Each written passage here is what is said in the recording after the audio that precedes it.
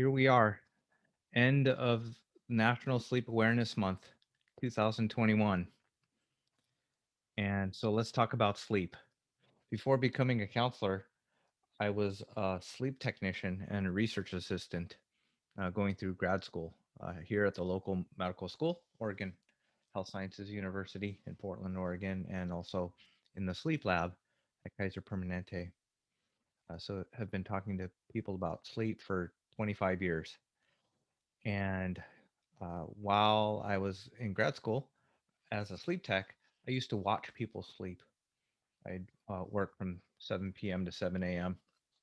I'd tuck people in to bed, but before tucking them into bed, I'd connect them with a bunch of electrodes to measure their brain patterns, electrodes on their throat, around their chest, on their legs to see if they're twitching and kicking, on their throat to measure their snoring, little sensor to measure their airflow, and oximeter to measure their oxygen levels. And so would watch people sleep, and sometimes it was watching people try to sleep. Uh, so this is the sleep episode. Let's talk about sleep. William Shakespeare said, "To sleep, perchance to dream." Vince Lombardi, he said, "Fatigue makes cowards of us all." Uh, Part of uh, my conversations with folks about anxiety and depression so often uh, uh, talk about sleep. Um, and so I'm gonna keep it short today, but I'm just gonna ask a few questions uh, for you to take a look at. How are you sleeping these days? Here at the end of National Sleep Awareness Month, are you sleeping better, worse, or the same as maybe the start of the year or this past year? How are you sleeping these days? Uh, for so many people, they're wanting to improve their emotional health or maybe their physical health, uh, but they're not seeing the results they want. And very often, it's because they're not looking at the quality of their sleep. Um, so, uh, sleep, uh, it's something that we can take for granted until it's not working anymore, and then uh, how much we need sleep, you really start to feel it when you miss it. And that's one thing that I've learned talking to folks about stress, anxiety, depression, and sleep over the years is that at some point in life, bad sleep will happen to you. One of the keys is learning enough about it so that you can bounce back and get back to the way you were sleeping if you have a bout of bad sleep. So here's one question: Is for you, is sleep or poor sleep, is that a problem for you or is that a symptom of a problem? Here's what I mean by that. Some folks, their sleep really affects their mood, their energy level, their stress level. And they might only be getting 4 or 5 hours of sleep. And so they wake up feeling wiped out, and it sets the tone for the rest of the day. It it sets the tone for how productive they are, how motivated they are to perhaps exercise or eat well or even be present with their friends and family. So, sleep is the problem, and it leads to trouble with exercising, eating healthy, uh, memory and concentration, and their mood. So, it's the problem which leads to those other symptoms. Now, on the other hand, some folks they they sleep fine, but something happens, disrupts their sleep, uh, or disrupts their life. It creates stress. Maybe there's conflict in their relationship. Maybe there's work stress. Maybe they lose their job, and so that triggers the problem. So the problem is stress, um, or maybe their problem is they're discouraged and depressed. And so poor sleep is the symptom of their anxiety. They can't turn their brain off at night. And for that person, if their stress, their anxiety level went down, then their sleep would just by default improve. So for you, which way does it go? Is sleep the chicken or the egg? Is it the problem? Are you having a problem sleeping, or is it a symptom of another root problem? Now, another question related to that is if you have trouble getting to sleep, if you have trouble staying asleep, if something wakes you up in the middle of the night, you have a hard time getting back to sleep, or you're waking up frequently through the night, do you know why your sleep is disrupted? Now, some folks, they'll say, oh, it's because I get up a few times a night because I need to get up to use the bathroom. And sometimes when we treat the actual problem that's disrupting their sleep, they realize, oh, I didn't need to get up to use the bathroom. I was getting up to use the bathroom because that other thing was waking me up. And then when we remedy that problem, fix that problem, they they sleep through the night, or maybe they only get up once instead of four times that night. So, do you know why your sleep is disrupted? Another reason why, or one reason why that's helpful is um, we're looking for a target. We're looking for the problem, and the more clear it is, the target is, then the more likely it is we'll hit the bullseye with fixing that problem. There's uh, there's over 100 different types of sleep disorders, but the few main categories are the different types of insomnia. Um, Having trouble staying asleep is sleep onset insomnia. If you have uh, trouble getting to sleep within 30 minutes consistently, then that's considered insomnia. It's considered chronic if it lasts more than 6 months, and then you have trouble most nights. So sleep onset, can't turn my brain off. Go to bed. I'm tired, exhausted, but I'm not drowsy, sleepy. I can't turn off. Some folks, they're so tired they go right to bed. They struggle for staying awake from dinner to bedtime, but they go right to sleep. But then 2, 3 hours later, they wake up, and uh, so that's sleep maintenance insomnia. And sometimes it might take 2, 3 hours to get back to sleep. Uh, some folks, they'll sleep. Um, uh, they'll have an earlier awakening. They might sleep from 10, 10 to 4, 10 to 3, and then spend the last few hours awake or tossing and turning and dozing. Um, then non-restorative sleep is I go to bed at 10, wake up to my alarm at 6, but in between, tossing and turning, I'm dozing in and out of sleep. It feels like my sleep is really shallow. I'm sensitive to noise and light. Or maybe I wake up frequently, look at the clock, and you know, it, notice every turn of the hour throughout the night. So it's not, even though you're in bed, kind of sleeping, wake up feeling wiped out, not feeling rested or alert in the morning, or later in the day, start dragging, don't have the energy that I'd like throughout the day. Those are different types of insomnia. So there's sleep disorders that disrupt our sleep. Sometimes there's medical conditions that can disrupt our sleep, like pain, uh, whether it's from an injury, like a knee injury, back injury, um, or some folks they have chronic pain. They'll have fibromyalgia. Most people that have fibromyalgia experience disrupted or poor quality sleep. Uh, Menopause is a very common disruptor of sleep. Uh, and the other category that can disrupt sleep is psychological or relational and circumstantial um, stressors. So, uh, so some folks they sleep just fine, but again, like circumstances in life can disrupt their sleep. What we hope is that those situations settle down and you go back to your old way of sleeping. But what can happen is uh, in the meantime, you can develop some bad habits and um, as ways to compensate with a bad night of sleep. And so sometimes you can develop uh, sleep habits that help the treat the symptom of being sleep deprived and sleepy, but it ends up trapping you and perpetuating the problem. So some of those things are caffeine, energy drinks, stimulants to help uh, you stay awake uh, during the day.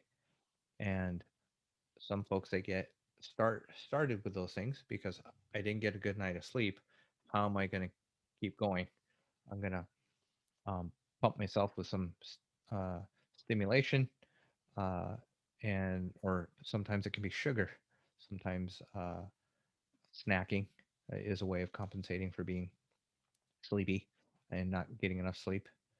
Um, and then it can also uh, result in stimulating uh, content on the internet or activities, and then not turning it off soon enough before bedtime and making it harder to get to sleep and stay asleep. Uh, so that those are some of the things that perpetuate the problem. Uh, Eating in the middle of the night or eating at bedtime can sometimes perpetuate the problem with sleep. And then the other thing that some folks do is they can treat the symptom of uh, not being able to get to sleep with over the counter sleep aids or sleep medication. And those things are helpful in a pinch, but the risk is that you can develop a tolerance or a dependence uh, on medication, Benadryl, Unisom, anything that involves the antihistamine, antihistamine, diphenhydramine can make you drowsy. Glass of wine, alcohol, marijuana at bedtime uh, can help you get drowsy, sleepy. But very often you can end up needing more to get the same effect, or instead of taking it like once or twice a week on nights that you're struggling, you can develop the habit of needing to take it every night. Um, and that can make it difficult for you to be confident to be able to relax and get to sleep naturally without the assistance of those things. So, different types of uh, uh, things that disrupt sleep um, can creep in to your life. And those are kind of external things. Um, uh, Sometimes it's not the external things. Sometimes it's not anxiety. It's not stress. It's not uh, physical pain. Sometimes it's a sleep disorder. And some of the most common sleep disorders, I'll just list a few. Uh, for a lot of people, it's snoring that disrupts your sleep or sleep apnea. Now, obstructive sleep apnea is where your airway collapses partially, and you the narrowing of your airway causes the air to have a hard time getting through. Everything loose vibrates, and that's what causes the snoring sounds. And that can be up here in your sinuses in your upper airway, or it can also be down here lower, your uvula, your tonsils, your soft palate, um, your upper, this part of your tongue, the shape of your airway can narrow and cause you to snore or have a blockage in your airway. So when that happens, your oxygen level drops, your heart rate slows down, and then your brain says you're not breathing, need to wake up. And so some folks will twitch, they'll kick, they'll snort, they'll gasp, they'll um, turn over to their side and take a few deep breaths. And so heart rate slows down, you get squirt with adrenaline, your heart rate speeds up. And instead of your heart rate being low and relaxing during the night, resting, you're constantly going up and down with your oxygen level and your heart rate. And this is why in the morning, some folks, they feel exhausted. They feel as tired or even more than when they went to bed, um, with longer apneas, pauses in the breathing.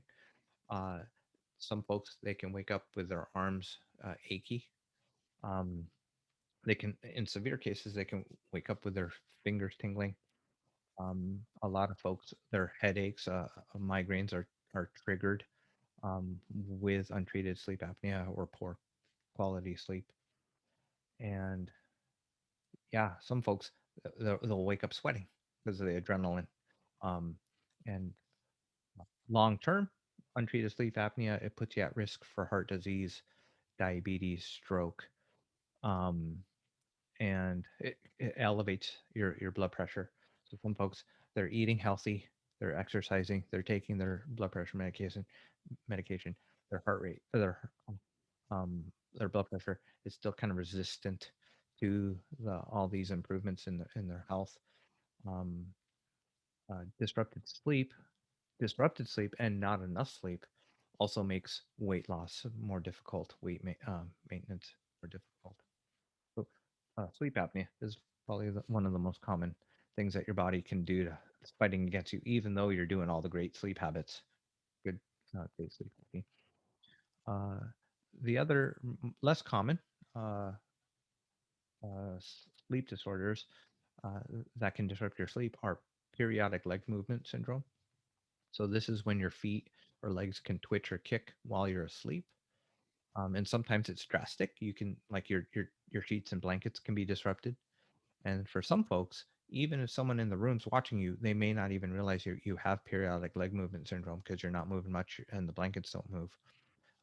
But your sleep is still disrupted. It's almost as if someone's got a piece of string on your toe and it's like pulling it every 30 seconds.